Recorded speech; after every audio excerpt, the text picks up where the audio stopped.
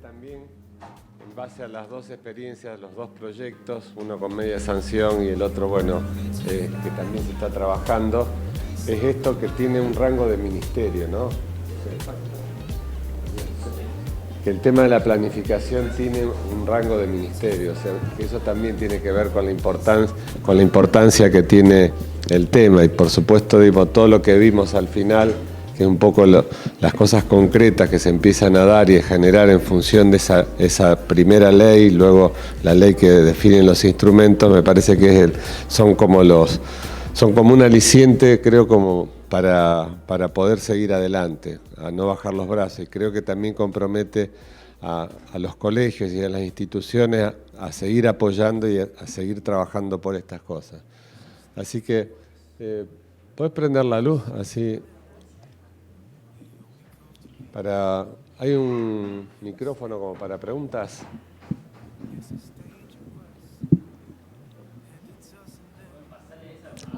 Ah.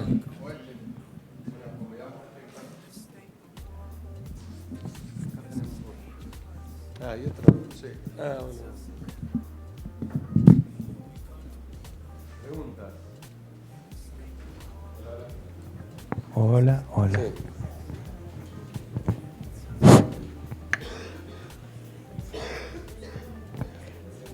Hay que presentarse. Hola, ¿qué tal? Buenos días. Mi nombre es Marianela Motkowski, yo trabajo en el ente de coordinación metropolitana de Rosario, bueno, y también en la facultad. Y quería hacer una pregunta para Mendoza, porque en su momento había leído la ley con bastante detenimiento, junto con otras. Justamente en su momento como ley provincial era el único caso, cuando estuve leyendo distintas normas. Por un lado me parecía una norma muy compleja, muy estudiada, pero al mismo tiempo que desarrollaba un instrumental muy complejo, pero recuerdo que había una parte que refería al Gran Mendoza o al área metropolitana de Mendoza. Entonces quería preguntarte un poco eso, o sea, cómo están abordando la cuestión metropolitana, digamos, como fenómeno territorial, digamos, más allá de lo jurisdiccional, digamos, que le compete al municipio de Mendoza, que veo que es un territorio no solo, bueno, por la organización que tiene, ¿no? Un territorio muy heterogéneo y muy amplio, pero bueno, luego está el fenómeno metropolitano en sí y bueno, quería consultar cómo lo estaban trabajando. Ahí empiezo con una reflexión. Nosotros, como pasa en muchas otras provincias, tenemos regiones importantes, la metropolitana, que está en la zona norte de Mendoza, y San Rafael propiamente dicho, que está en la zona sur, con otras dos ciudades importantes, que es Alvear y después Malargüe, en cuanto a cantidad de habitantes y demás. Pero somos solo 18 municipalidades. Eso nos resultó un desafío importante porque a las comunidades declaradas y no declaradas también las invitábamos a participar, pero terminábamos siendo 18 municipios. En el punto metropolitano, lo que voy a decir, intentamos hacer, en realidad lo hicimos, pero a la hora de la práctica, así como Ángela contaba en el resumen de que gracias a la ley estamos implementando muchos proyectos y habían otros tantos que después los podemos convidar, creo que la presentación la vamos a convidar de índole social, no solo constructivo, que los podemos hacer gracias a la ley, pero yendo al tema de la pregunta, el área metropolitana formamos lo que denominamos un municipio, queriendo inspirarnos en lo que hizo Barcelona con su área metropolitana, y funcionó a medias porque nos permitía tener algunas tareas inherentes al transporte público, a redes de agua y demás, que tienen un componente estrictamente metropolitano, no municipal, pero es tanta la cercanía entre los 7 municipios que conforman el área metropolitana que hay otras tantas decisiones que los intendentes querían seguir tomándolas en forma individual, municipal y no en el contexto de la cosa metropolitana. Eso es una reflexión nada más, pero es la ley, la general provincial, la que permitió poder trabajar, sea con San Rafael o con el municipio y con los demás departamentos, por supuesto, bajo un paraguas que permite ayudarle incluso a planificar al municipio cuando no tiene la estructura para desarrollar un proyecto o un análisis, poder hacerlo bajo el contexto provincial, que lo que nos está pasando ahora, estas gestiones de gobierno, desde el 2017 hasta ahora, es, le voy a llamar, usar o disfrutar la ley, porque ya otros equipos, algunos trabajamos en la confección, pero respecto a la etapa que están viviendo Entre Ríos y Santa Fe, cuando lleguen a la aprobación legislativa entran en el proceso que nos toca vivir a nosotros hoy como provincia, que es darle uso, y es muy bueno. No sé si está respondida la pregunta o algo más de lo metropolitano.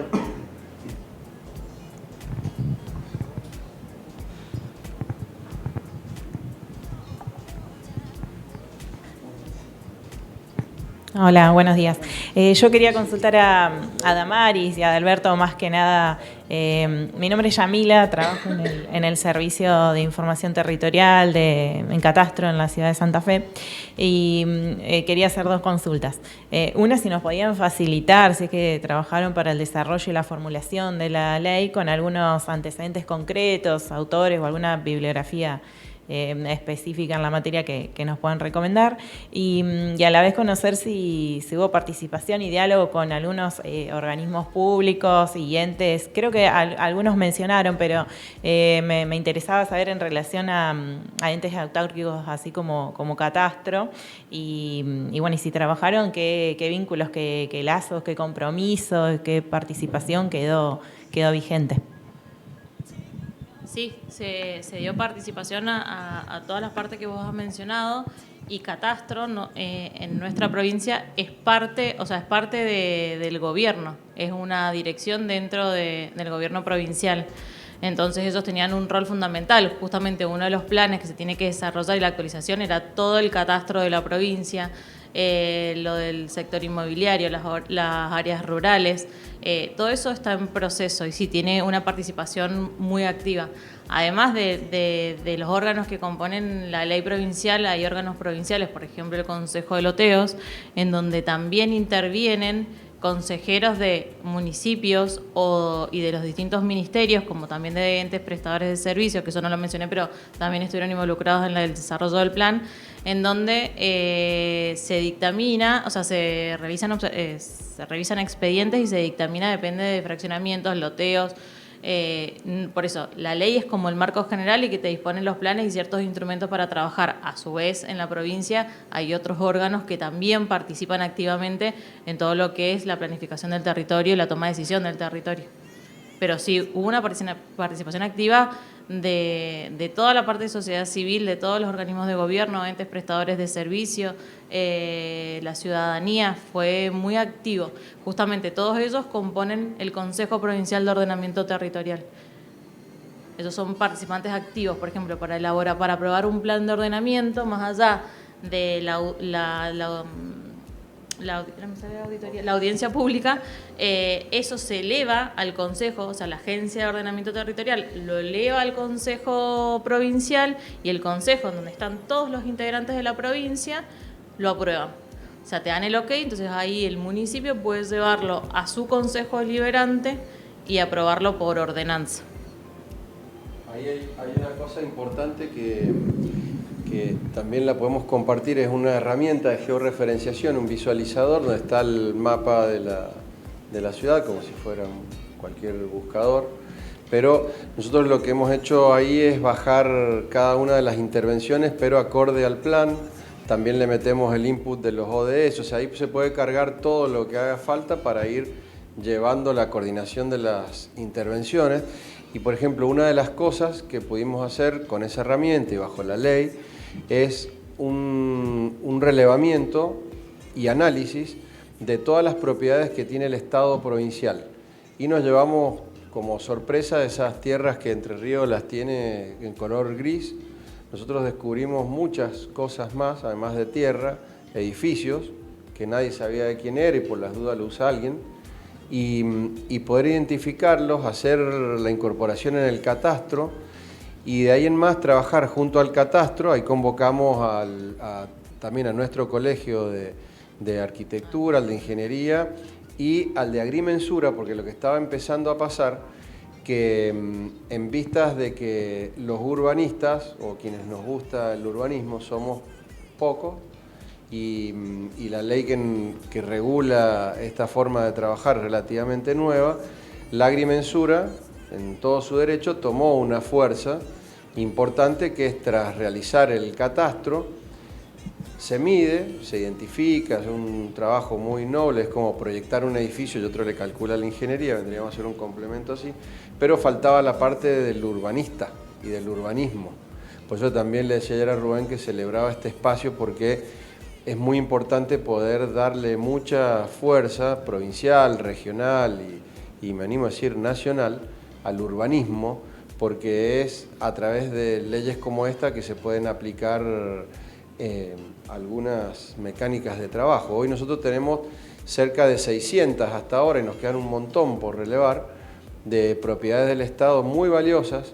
Hicimos una prueba en la legislatura el anteaño pasado de llevar 28 muy valiosas para ver si nos la aprobaba la legislatura con toda su oposición y el oficialismo, pero más allá de lo político, que también es rotativo, es como queda el bien expuesto, o sea, lo ve toda la gente y se puede decir en ese visualizador, mire, si el Estado vende este terreno, y este edificio en una subasta pública totalmente transparente, y con lo recaudado nosotros podemos construir esta escuela, este hospital y esta ruta en tal sector de la provincia, que en algún municipio va a impactar, pero no lo vemos desde lo municipal, lo vemos desde lo territorial. Entonces, a lo mejor el edificio que se subasta está en el municipio de Lavalle, pero lo obtenido es para rutas de caminos ganaderos, que algunos están en Lavalle y otros están en San Rafael. Y todo esto, si no tuviéramos la ley y haber podido incluir también al catastro, no lo podríamos haber hecho. ¿Está Marcelo Vila ahí? Oh, hola Marce. Tanto tiempo. Tengo un reflector así que me encandila. Bueno.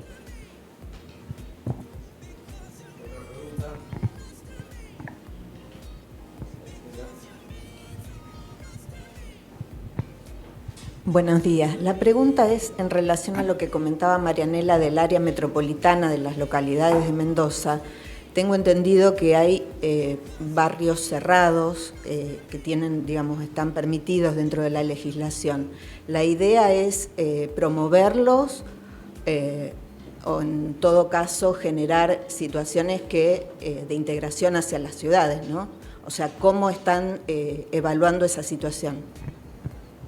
Qué preguntaza. Y el tema de los barrios cerrados, creemos nosotros que fue una respuesta espontánea de autoprotección o de subjetivo, pero de calidad de vida que buscaban algunas personas, que se transformaron según el tamaño del barrio en comunidades cerradas, que terminan desarmando ciudad. Pero nosotros teníamos una ley de loteo que en ningún momento impedía o propiciaba que el barrio fuera cerrado o no.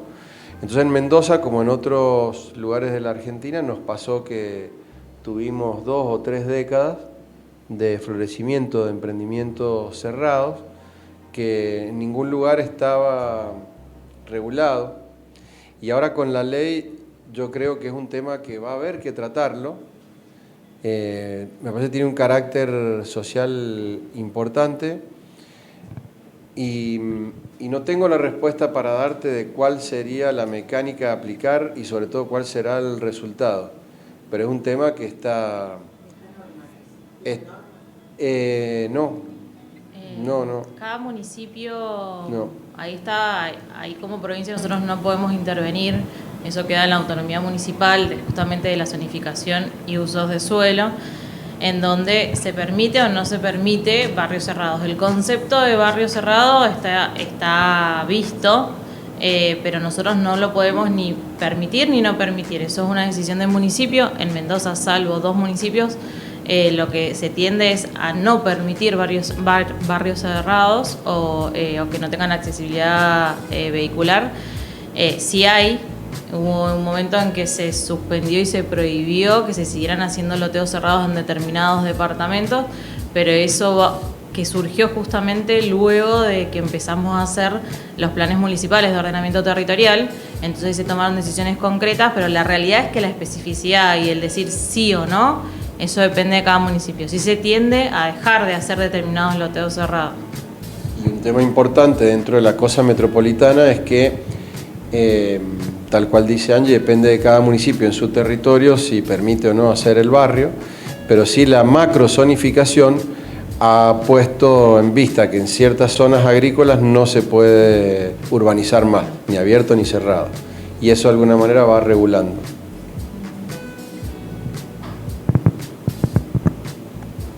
¿Alguna otra pregunta?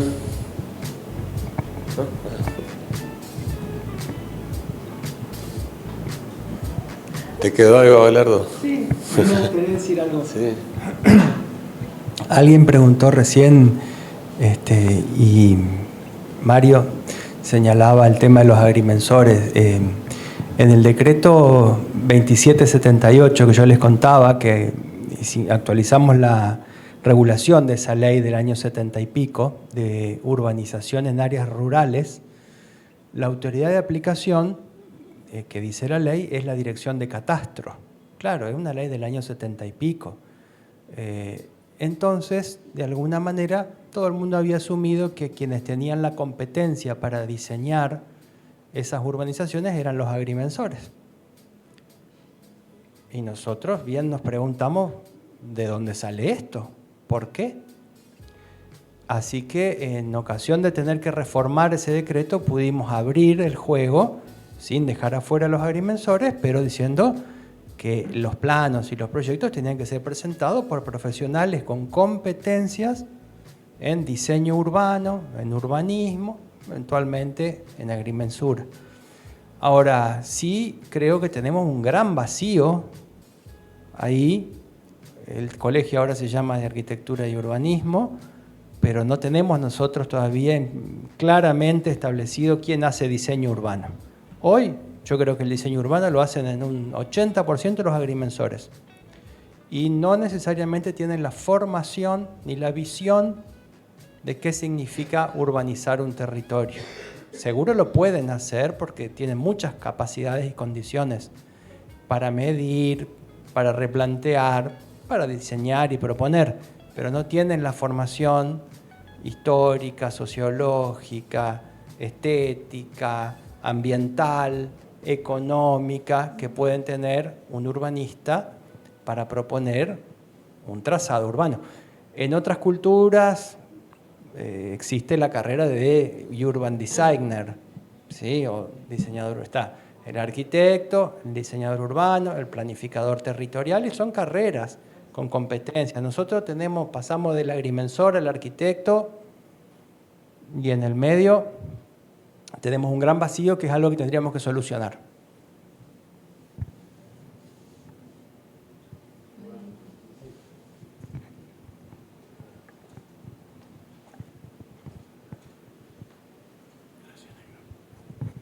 Hola, buenos días. Entendiendo que cuando uno legisla o intenta legislar, se está afectando a grandes intereses, que son los que generalmente van en contra de las necesidades de desarrollo de la sociedad. Al no tener en Entre Ríos una ley y estar trabajando solamente con proyectos y con adelantos que han tenido que no están todavía legislados, ¿no se corre el riesgo de que luego vengan juicios que van a ser altísimo costo, porque además es seguro que lo van a ganar los otros? ¿No corremos un riesgo muy alto? No, pienso que no, porque no se está haciendo nada fuera de la ley. Se están usando criterios que se trabajan desde un área provincial, pero en articulación con los gobiernos municipales, que tienen autonomía para sancionar una ordenanza de usos del suelo, como bien veíamos por la ley 10.027, por ejemplo. Si el plan que se define tiene apoyo técnico de la provincia, se usan criterios que se pensaron en una ley, en un proyecto de ley, el municipio los toma, los recoge y no van en contra de ninguna otra normativa y los transforma por ordenanza en un plan local, no hay nada fuera de la ley, en principio. Así que yo no veo el riesgo en este momento. Y si fuera una comuna que no tiene competencia para aprobar su propio plan, es la provincia la que le hace el plan, en diálogo con la comuna, y termina siendo, si no me equivoco, el Ministerio de Gobierno quien aprueba el plan de una comuna o la Secretaría de Planeamiento, no sé finalmente cómo quedó, pero obviamente que no se va a hacer una propuesta que esté fuera de la ley. ¿Qué temas tenemos fuera de la ley hoy? Humedales, bosque no, bosque lo tenemos, comprendido por la 26331 y por la ley provincial. Áreas protegidas, tenemos una ley provincial, si un municipio decide declarar área protegida en un lugar, lo puede hacer. Puede ser el tema humedales el más discutible, pero de todas maneras los municipios tienen la competencia y la responsabilidad de regular los usos del suelo en pos del bien común. Y si afectan intereses privados porque restringen de alguna manera el uso o el dominio, mejor dicho, de un inmueble, si está justificado por un motivo razonable que tiene que ver con el bien común, con el desarrollo comunitario, y está sancionado por un consejo deliberante legítimo, yo no veo reclamo posible. Tiene la competencia y tiene la responsabilidad. Creo que el riesgo es no tenerlo, precisamente. Porque cuando no lo tenés es lo que nos pasa en los alrededores. Ahí sí, no tenés ninguna herramienta ni ningún instrumento para prohibir, para permitir, para regular. Y me parece que eso es súper la competencia. Hace muchos años, bueno, Ricardo trabajó un poco en la redacción de los conceptos, cuando se fue liberando todo el área de lo que se conoce como Puerto Norte, había concesiones de cerealeras que estaban dadas en la época de la dictadura. Ellas reclamaban precisamente seguir estando en ese lugar, y eso hubo un gran consenso, tanto desde el Ejecutivo como el Legislativo, como desde la provincia. Eso terminó en la Corte Suprema de Justicia de la Nación, que reivindicó la potestad del municipio de establecer los usos del suelo. Por eso digo, cuando lo peor que puede pasar es no tenerlo. Mientras lo tengamos, uno puede estar de acuerdo o no, puede favorecer más a un interés u otro, pero me parece que es fundamental avanzar en este tipo de cosas.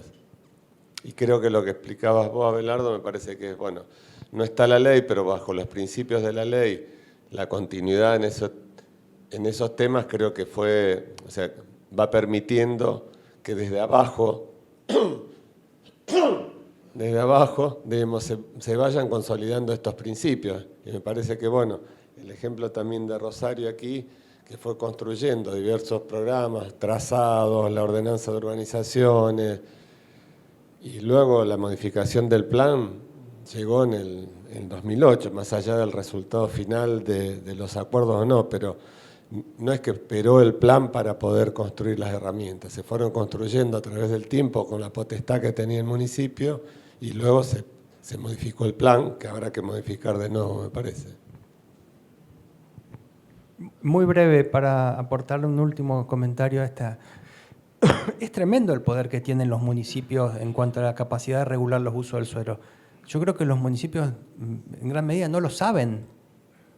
Los legisladores, los intendentes no terminan de darse cuenta del poder tremendo que tienen en cuanto a la competencia y la capacidad para regular los usos del suelo.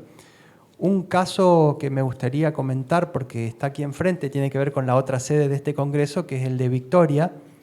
En Victoria, el municipio tiene una ordenanza que regula los usos del suelo en el área de las islas, ¿sí? Allí en algún momento una empresa intentó polderizar, hacer agricultura, estableció silos, galpones, terraplenes, Bema Agri, y el municipio lo clausuró porque estaba en contra de lo que decía la norma de usos del suelo.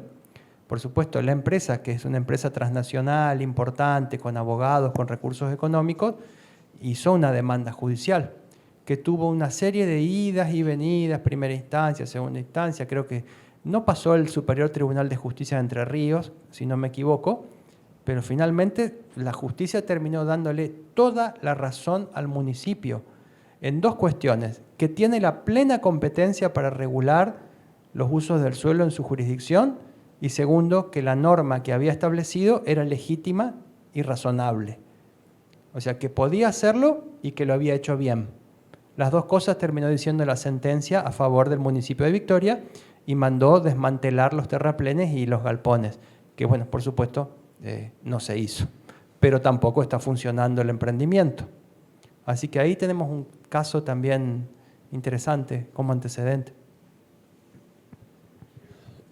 Sí.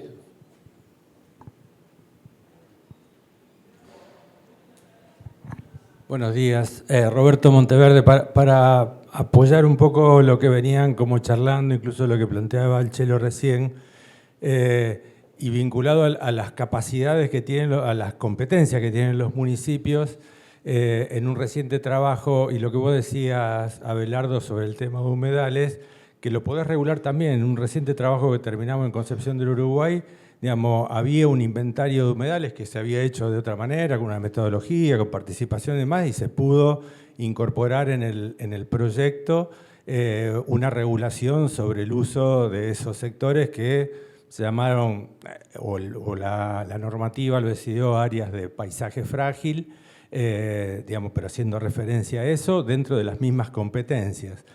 Pero bueno, sí, y vinculado a una reunión que tuvimos ayer con la gente de Mendoza y algunos otros colegas, el tema de la importancia, o sea, sin la ley podemos avanzar, ahora con la ley te da como más herramientas, porque tomando el mismo caso de Concepción del Uruguay, en donde el tema normativo lo podíamos avanzar, incluso en el tema de humedales, algunas cuestiones que uno creía que estaban superadas, como por ejemplo era la responsabilidad de cesión de suelo en el tema de las urbanizaciones, ahí en mismo Concepción, y tiene presentado en Gualeguaychú, los desarrolladores inmobiliarios, digamos, hicieron una demanda judicial sobre inconstitucionalidad de que vos puedas, digamos, pedir cesión de suelo para todas estas cosas, ¿no? O sea, el famoso 10%, que ahí lo queríamos elevar y demás, y que bueno, hay que todo un tironeo entre lo político y lo técnico, pero que tiene una demanda judicial. Esas son las cosas que la ley, digamos, si es clara, si es precisa, te da como herramienta para no entrar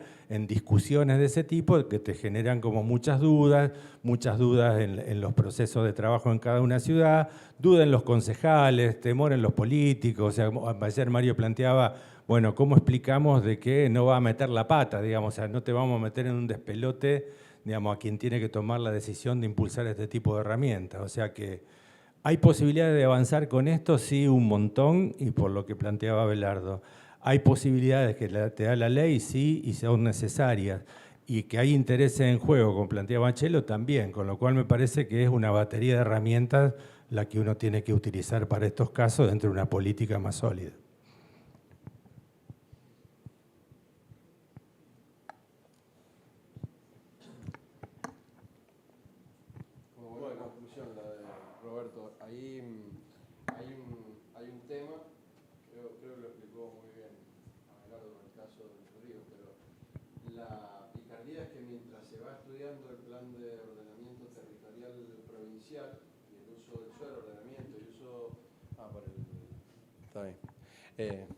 Por el ordenamiento y el uso del suelo, mientras se va estudiando lo provincial, los municipios se pueden ir haciendo de datos y la intendenta, el intendente que quiera ir cobijando esos datos y ponerlo al uso lo puede hacer inmediato.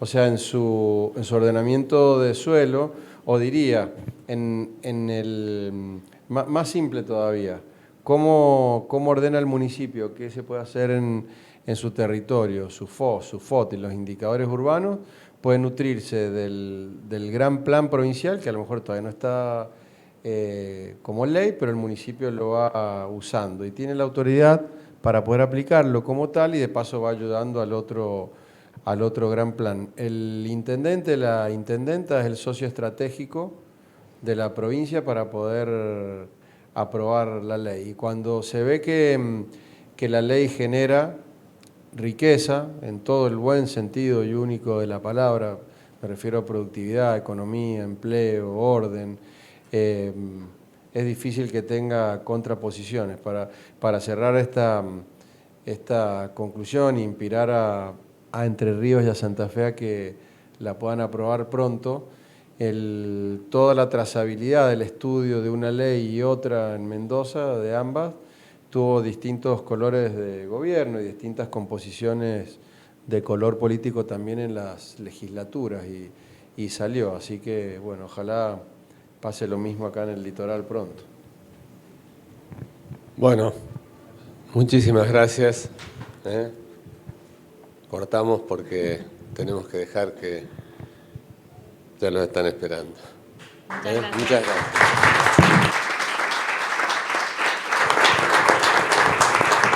Bueno, seguimos a las 2 de la tarde, nos reencontramos. Sí. No, no.